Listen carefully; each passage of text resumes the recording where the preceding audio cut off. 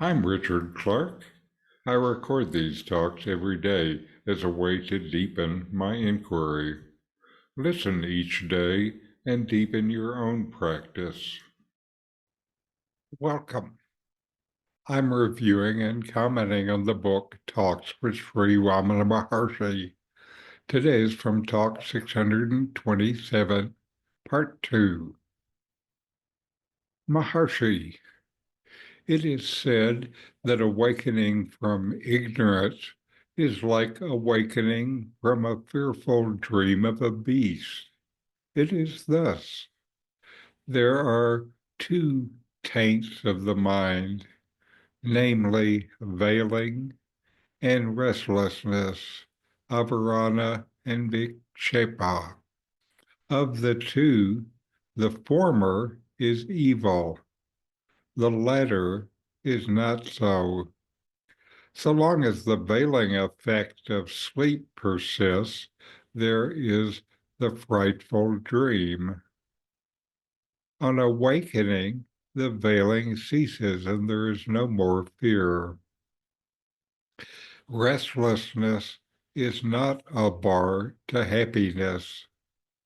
To get rid of the restlessness caused by the world, one seeks the restlessness activity of being with the Guru, studying the sacred books, and worshiping God with forms. And by these, awakening is attained. What happens in the end? Karna was ever the son of Kunti. The 10th man was such all along. Rama was Vishnu all the time. Such is jnanam. It is being aware of that which always is. The questioner asks about awakening from ignorance, and Sri Ramana Maharshi responds with a comparison. Waking up from ignorance is like waking up from a frightening dream of a wild beast. This points to the idea that fear exists only as long as the illusion of separation remains. Once true awareness dawns, fear vanishes, just as a bad dream disappears upon waking. Ramana describes two qualities of the mind, veiling, avarana, and restlessness, vikshepa. The veiling aspect is what keeps you from seeing the truth. It creates ignorance, hiding the reality of the self. Restlessness, on the other hand, is simply movement in the mind and does not block the truth in the same way. Even if the mind is restless, as long as the veil of ignorance is lifted, the truth of the self is clear.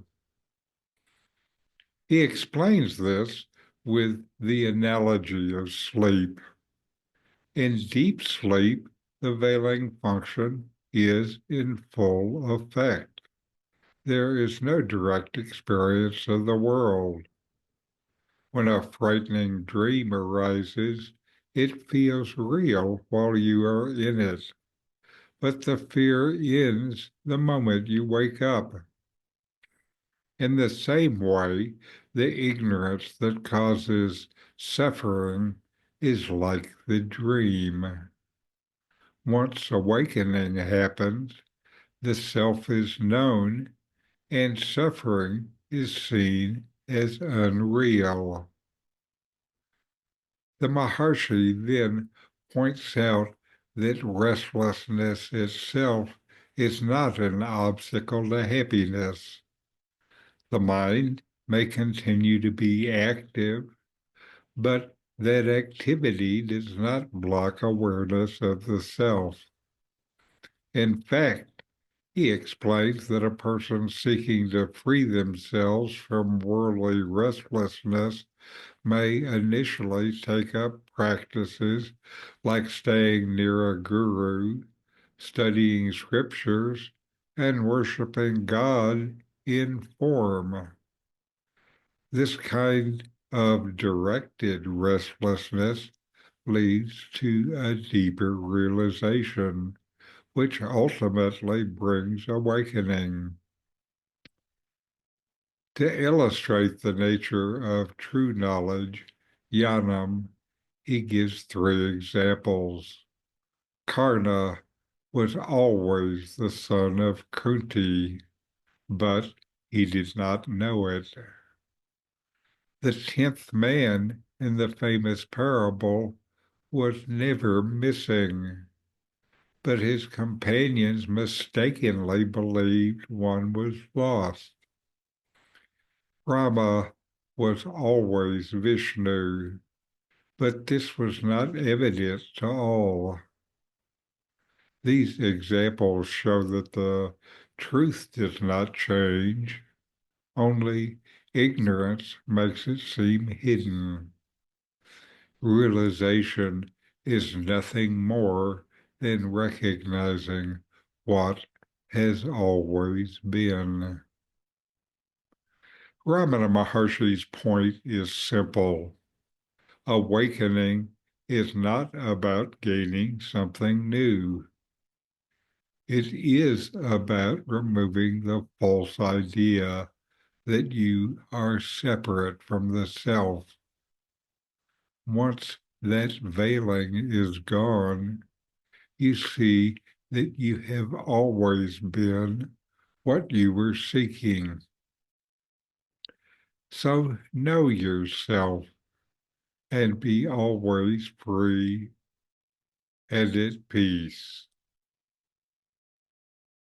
In 40 verses on reality, Ramana Maharshi explains the nature of the self, the ultimate reality, and self-inquiry. My new book, with my comments and inquiry questions, opens these teachings up and brings them into your practice and experience. Available now from Amazon. Link in the video description. These videos bring Ramana's teachings into your direct experience. Click subscribe to see more. Click thumbs up to like, and send questions and start a dialogue with a comment.